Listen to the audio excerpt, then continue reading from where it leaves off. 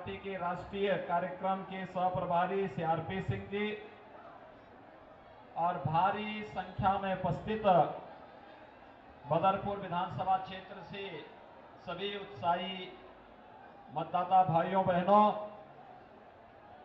मैं ठीक 5 बजे आपके बीच में आता। मैं आज सुबह से कार्यक्रम को अपना इसी प्रकार से तय किया था, लेकिन शाहीन बाग धरने के कारण आप देख रहे होंगे पूरे दिल्ली की व्यवस्था को कैसे छिन्न भिन्न करने का कुत्सित प्रयास हो रहा है। और मुझे देख के आश्चर्य होता है कि दिल्ली के हजारों नौजवान अपनी नौकरी और रोजगार के लिए नोएडा, ग्रेटर नोएडा जाते हैं। वे सभी नौजवान समय पे ड्यूटी पे नहीं पहुंच पा रहे हैं, जिसके कारण उन लोगों के वेतन में भी भारी कटौती मल्टीनेशनल कंपनी के द्वारा होती है। यानी शाहीन बाग का धरने का मतलब अव्यवस्था और अराजकता को बढ़ावा देने का कुत्सित चेष्टा। और आज मैंने स्वयं भी देखा है कि क्या जगह जगह जाम लग करके लोग परेशान हैं। भाइयों बहनों, दिल्ली विधानसभा का चुनाव चल रहा है। पूरा देश और पूरी दुनिया दिल्ली के मतदाताओं की ओर देख रहा है, और इसलिए देख रहा है कि दिल्ली के मतदाताओं ने लोकसभा चुनाव में 7 की 7 सीट भारतीय जनता पार्टी को दी। प्रधानमंत्री मोदी जी के आह्वान पर आपने भारतीय जनता पार्टी के प्रत्याशियों को विजयी बनाया। इस क्षेत्र से श्री रमेश भिदोड़ी जी को भारी मतों से विजयी बना करके आपने लोकसभा में भेजा। मैं इसके लिए आप सबका अभिनंदन करता हूं। 5 वर्ष पहला कार्यकाल मोदी जी का लोक कल्याण के लिए बीता, गरीब कल्याण के लिए बीता, देश के इंफ्रास्ट्रक्चर डेवलपमेंट में व्यतीत हुआ। और भाइयों बहनों, ये कार्यक्रम निरंतर चलेंगे।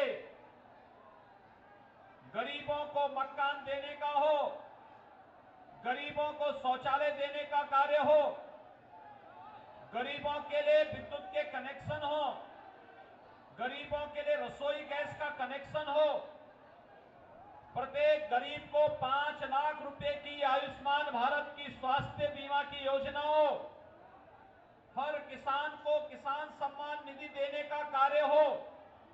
अगर दिल्ली में बीजेपी की सरकार होती तो सचमुच ये सभी योजनाएं दिल्ली वासियों को इसका लाभ मिलता। लेकिन केंद्र की कोई भी योजना दिल्ली के अंदर आम आदमी पार्टी की सरकार ने, केजरीवाल सरकार ने लागू होने ही नहीं दिया। और उसका परिणाम है किसान किसान सम्मान निधि से वंचित है, प्रत्येक नागरिक आयुष्मान भारत की योजना से वंचित है, जिन गरीबों के पास मकान नहीं वे मकान से वंचित हैं, जिन गरीबों के पास शौचालय निर्माण की सुविधा नहीं वे उससे वंचित हैं। और दिल्ली के अंदर सरकार में बैठे हुए श्री अरविंद केजरीवाल और उनकी मंडली शाहीन बाग जैसी घटनाओं को अंजाम देकर के दिल्ली के अंदर अराजकता पैदा करने का कुत्सित प्रयास कर रहा है। भाइयों बहनों, मोदी जी ने पहले कार्यकाल में जो कहा सो किया, और दूसरा कार्यकाल प्रारंभ हुआ। उन्होंने पहले कहा था पहला कार्यकाल गरीबों के लिए और देश के विकास के लिए, और दूसरा कार्यकाल देश के अंदर जन आकांक्षाओं को पूरा करने के लिए। आप सोचिए, धारा 370 कश्मीर में समाप्त होती है, पीड़ा पाकिस्तान को और केजरीवाल को होती है। इनकी मंशा देख सकते हैं। देश के अंदर दो लोगों ने विरोध किया था धारा 370 का, एक राहुल गांधी ने और दूसरा अरविंद केजरीवाल ने। भाइयों बहनों, बाबा साहब डॉक्टर भीमराव अंबेडकर ने कहा था 1952 में, जब छद्म रूप से कांग्रेस नेतृत्व ने देश के संविधान में धारा 370 को जोड़ा था, उस समय बाबा साहब भीमराव अंबेडकर ने एक बात कही थी। उन्होंने कहा था यह देश के अलगाववाद का कारण बनेगी। देश के अंदर अलगाववाद और आतंकवाद का जो धारा 370 कारक है, जिसे आजादी के बाद कोई सरकार नहीं हटा पाई, जिसके लिए दृढ़ इच्छा शक्ति की और प्रखर राष्ट्रभक्ति की आवश्यकता थी, वह प्रधानमंत्री मोदी जी ने दिखाया। लेकिन प्रधानमंत्री जी के उस फैसले का समर्थन और अभिनंदन करने की बजाय दिल्ली के अंदर मुख्यमंत्री के रूप में बैठे श्री अरविंद केजरीवाल इस एक देश के हित में लिए गए निर्णय का विरोध करते हैं। भाइयों बहनों, इन लोगों को पीड़ा भी होती है तब जब देश के हित में कोई निर्णय होते हैं। मैं आपको स्पष्ट करके बता दूं, ये शाहीन बाग के जो धरने हैं, ये तो एक बहाने हैं। इनको विरोध तो करना था कश्मीर की धारा 370 को हटाने का, इनको विरोध करना था अयोध्या में राम जन्मभूमि के भव्य मंदिर निर्माण के लिए जो मार्ग प्रशस्त हुआ है, उससे परेशान हैं। इनकी परेशानी को हम समझ सकते हैं। इनकी परेशानी का राज छिपा हुआ है 3 तलाक की कुप्रथा को बैन लगाने पर। और इसलिए भाइयों बहनों, हम सब समझें, 5 वर्ष में केजरीवाल सरकार दिल्ली के अंदर पाठशाला तो नहीं दे पाई, लेकिन हर मोहल्ले में मधुशाला जरूर खुलवा दी है। 5 वर्ष में दिल्ली के अंदर हर घर को शुद्ध पेयजल उपलब्ध कराने का जो वायदा किया गया था, वह तो नहीं दे पाई, लेकिन यमुना जी के पानी को और जहरीला बना करके अपनी ही तरह दिल्ली वासियों को खांसने के लिए मजबूर कर दिया है। भाइयों बहनों, आपने देखा होगा ये लोग कैसे उपद्रव को भड़का रहे हैं, बढ़ा रहे हैं। जगह जगह आगजनी करके जामिया मिलिया के क्षेत्र में आपने देखा होगा कैसे आगजनी को बढ़ावा देने का कार्य कर रहे हैं, कैसे देश को बदनाम करने का कार्य कर रहे हैं। और इसीलिए उत्तर प्रदेश में जब सीएए को लेकर के लोगों ने विरोध प्रदर्शन किया, तो मैंने पहले कहा, अगर सरकारी संपत्ति को नुकसान पहुंचाओगे, किसी सामान्य नागरिक की संपत्ति को नुकसान पहुंचाओगे, तो इसकी भरपाई भी करनी पड़ेगी। हमने उनसे वसूली प्रारंभ करवा दिया। और भाइयों बहनों, ये लोग आज घबरा करके हर प्रकार से विरोध करने पर उतारू हो गए हैं। और यही कारण है कि दिल्ली के अंदर जब विधानसभा के चुनाव हो रहे हैं, एक तरफ प्रधानमंत्री मोदी जी के नेतृत्व में भारतीय जनता पार्टी का नेतृत्व विकास, सुशासन और राष्ट्रवाद के मुद्दे पर इस चुनावी समर में आया है, और दूसरी तरफ कांग्रेस हो या केजरीवाल, ये अपने विघटनकारी मनोवृत्ति, विनाशक योजनाओं के साथ भारत विरोधी नक्सली तत्वों को समर्थन करने की अपनी कुत्सित मंशा के साथ इस चुनावी समर में फिर आधमक पड़े हैं। भाइयों बहनों, देश की आस्था का सम्मान कोई करता है तो भारतीय जनता पार्टी करती है। आप याद करिए, उत्तर प्रदेश में आपके यहां से बहुत सारे लोग कांवड़ यात्रा में जाते होंगे,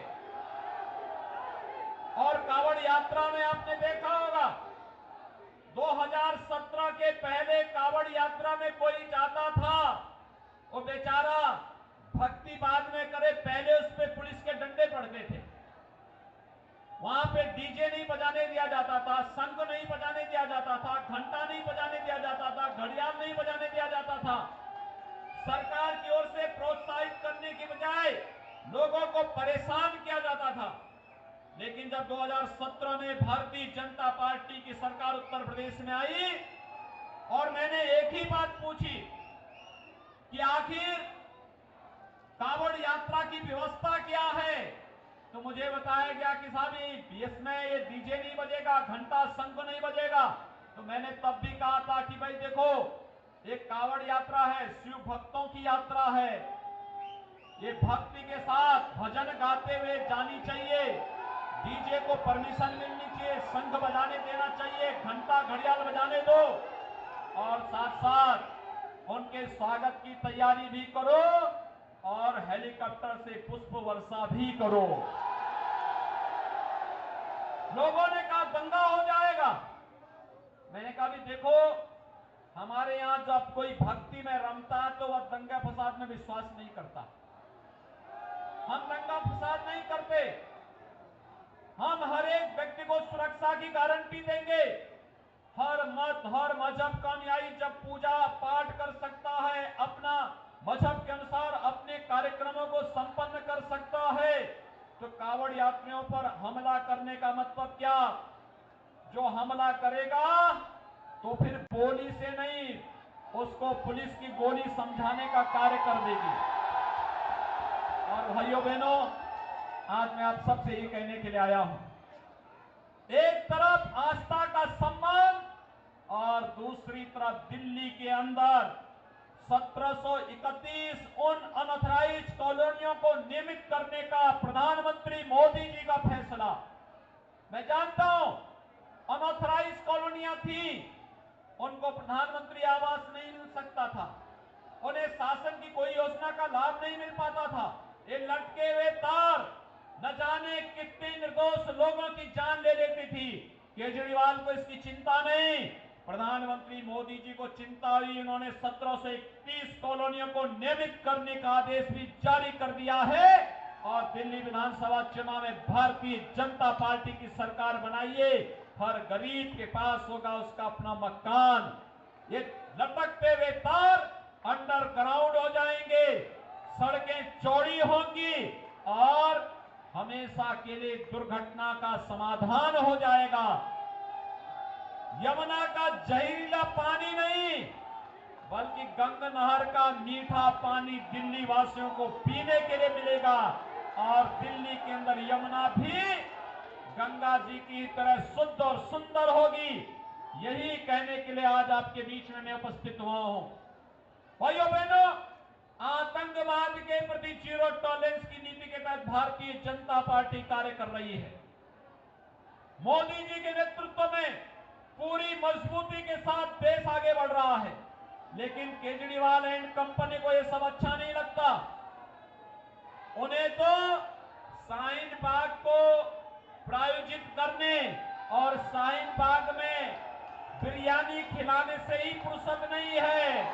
और इसलिए भाइयों बहनों, दिल्ली वासियों को तय करना है कि दिल्ली के विकास के लिए, सुशासन के लिए और दिल्ली में राष्ट्रवाद की अलग जगाने के लिए भारतीय जनता पार्टी की सरकार चाहिए या दिल्ली के अंदर शाहीन बाग की बिरयानी खाने वाले लोगों को खिलाने वाले लोगों की सरकार चाहिए।